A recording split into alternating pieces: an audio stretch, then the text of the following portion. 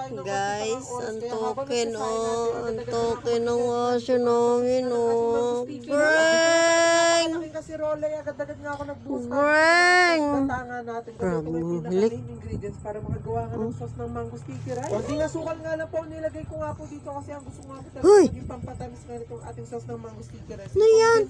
Para nga po talaga mas lalong creamy, talagang milky nga yung lasa nga ng sauce. Hindi nga po kasi magiging masarap ang mango sticky rice nga natin kapag hindi masarap nga yung sauce. Kaya dapat ito pa lang, dapat sobrang sarap na rin. At talagang tinatansya-tansya ko nga rin po ito kasi dapat po hindi siya sobrang tamis at hindi rin po siya sobrang tabang. Kaya naglagay nga ako dito ng asin para mag-balance. At kapag nakukulangan naman po ako at medyo natatabangan ako, naglalagay po ulit ako dito ng condensed milk. At kung mapapansin ko, talaga napakarami nga natin dito pong ginawa. Kalahati nga po nito, ilalagay natin natin na malagyan dun sa kawan. Tapos yung kalahati po nito, ito na yung mismo magiging sauce ng ating mango sticky rice. Pagpasensyahan nyo nga po kung ganyan po yung medyo ako na parang nga po kasi maangat kasi sobrang trick nga po yung araw. Talaga nakakasilaw sa mata. Sakto-sakto nga po.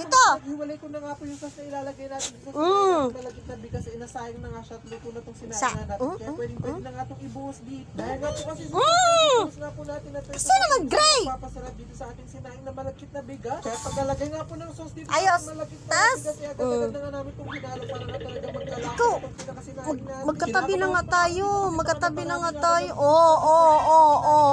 Ano dito? Dito. Isa! Sa favorite ko nga na dessert na buko dito ka! Kasi amoy na dito sa ating sinaing yung panda. At nahalo na nga po namin siya ng mabuti. Ayos ka! Ayos! Ayos! At pagkatapos nga po pumunta na nga po ako dito para balitan nga itong mga mangga. Talaga dito na talaga sobrang excited kasi dito na natin di-design na yung ating pinaka-sticky. Talaga nanood pa ako ng mga tutorial nga kung paano yung mga technique na pag-design kung ano-anong design para sa ating mango sticky.